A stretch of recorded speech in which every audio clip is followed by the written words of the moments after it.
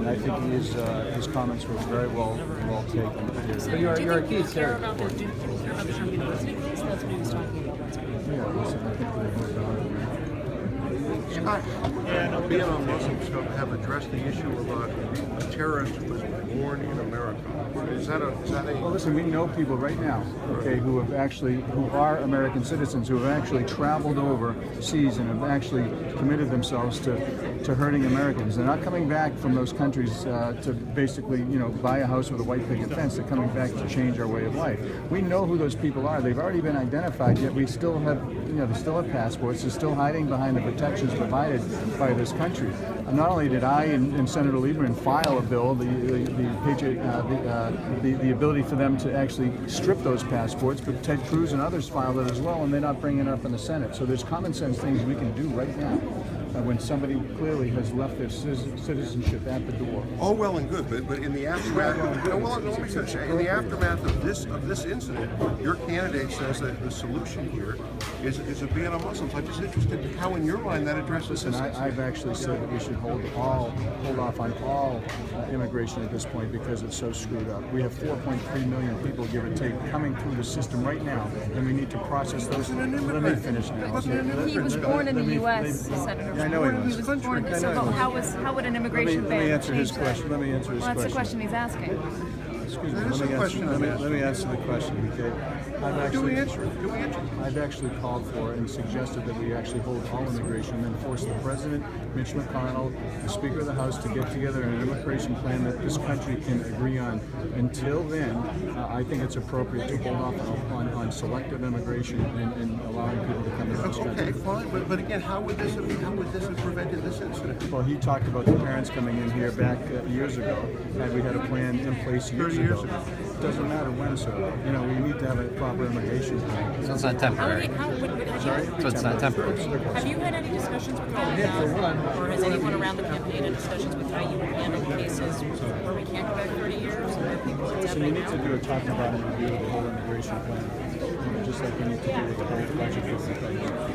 And use common sense to get all different types of people involved. Do you feel confident that the Trump campaign is properly, just to make it more local, equipped to employ what it has at its disposal in New Hampshire in terms of a fan base to make New Hampshire competitive? Absolutely. There have been reports that the campaign headquarters was locked. Do you think those are overstated? I don't know about the campaign headquarters being locked, but I know that we have the ground forces and others involved in ready to kick into action. Now, one thing you didn't mention was any kind of common sense gun control. In Massachusetts, this fellow would have had to apply for a firearms identification card. He might not have been able to buy it. The fact that this guy was interviewed 3 times by the FBI and had the ability to go buy a firearm, obviously there needs to be some explanation. But unless he had a conviction or was adjudicated mentally ill, that wouldn't have tripped the federal system. With all due respect, once again, the guy's interviewed 3 times. How the heck is he getting his hands on a gun? How is he able to purchase it? How would that have tripped the federal system under current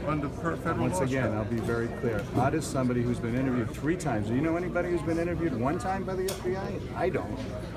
This guy 3 times, and he still has the ability not only to work for a security company that has contracts that is actually working, in that type of space, the security space. He actually can get his hands on a firearm. That's not acceptable. Explain how the federal law. I don't need to explain anything. What are you doing? If that's your proposition. No. How would the federal law have prevented that the way it is now? The bottom line is, how did he get his hands on a weapon?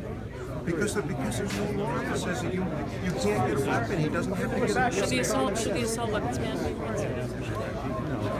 Excuse me, Senator, is this a new beginning for the Trump campaign? Does this speech mark a new beginning or a new chapter in your life? I think the chapter is the same chapter that's been, moving along just like every other. He's gone through 17 candidates down to 1. He's moving into the general election. It's not a reset, 4 or 5 times like the Clinton campaigns had. She's reset her campaign 4 or 5 times. Senator,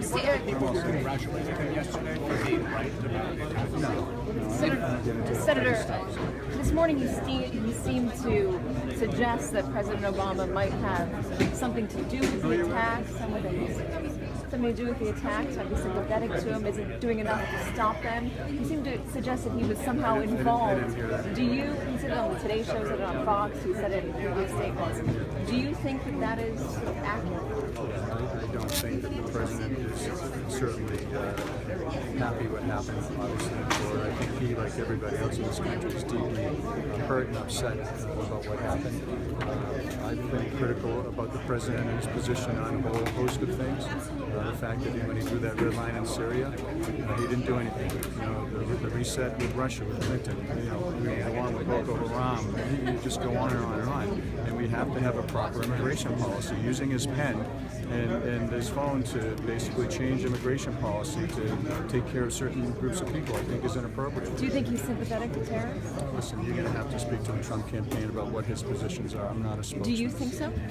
I'm not a spokesman. Do you think need so? to ask I'm asking your opinion, not Mr. Senator. Trump's opinion. Do you think Senator, what's your, Mr. Trump, part of what we perhaps being on the ticket. Excuse me, just trying to get one in. Sorry, John, relax. I'm very relaxed. Used to this. Yeah. What are the odds of you being on the ticket? Yeah, I'm not going to comment or perpetuate any of that type of stuff. Do you consider yourself in the running in any way? I am very happy to make sure that he not only wins New Hampshire, but also wins the presidency. I'm not asking nor am I looking for anything. My satisfaction will make sure that we have a Republican in the White House and that we retain the Senate and the House. That's my goal. Senator, going forward, how much are we going to see you on the campaign trail here in New Hampshire for Donald Trump? Well, I've been doing, as you know, right from when I endorsed him, working, getting the team ready for behind the scenes, getting the ground game out, doing a whole host of things. And you had a chance to talk to him before he came out. Anything you could share from that conversation? I was just, I had obviously the speech prior. I thought it was a solid speech. I thought he did a great job, and he was very thankful and quite upset about what happened in Florida, and wanted to make sure that the American people understood his feelings about it. Sir, do you wish that he had, one of the criticisms of him over the last 24 hours has been his expressions of either empathy for the victims and their families, or sort of talking about himself and how we call it correctly. Do you think that that's the right message to cast? I'm pretty comfortable. I wouldn't be here supporting that individual. Do you think it's in Kelly Ayotte's best interest do you believe that it's in Senator Ayotte's best interest to stand solidly behind him? Senator Ayotte is one of the best senators in the United States. She is deeply qualified and one of the hardest working senators and women senators in the United States Senate. Is it in her interest to stand by Donald Trump? To answer your question, she's going to win on her own accord. She can do whatever she wants. What was your opinion of the judge? Senator, what was your opinion? Apparatus and the staff hirings. Do you think that he needs to more quickly advance the hirings of the staff, or do you think he has, just like with filling staff positions and Like comms director? They have plenty. I think he's doing pretty well in the communication field. He's speaking clearly and rightly. So. Senator, what was your opinion of the Judge Curiel attacks? The Judge Curiel. Senator, do you have an opinion on it? Were you going to go out and defend those comments? Were you on that story?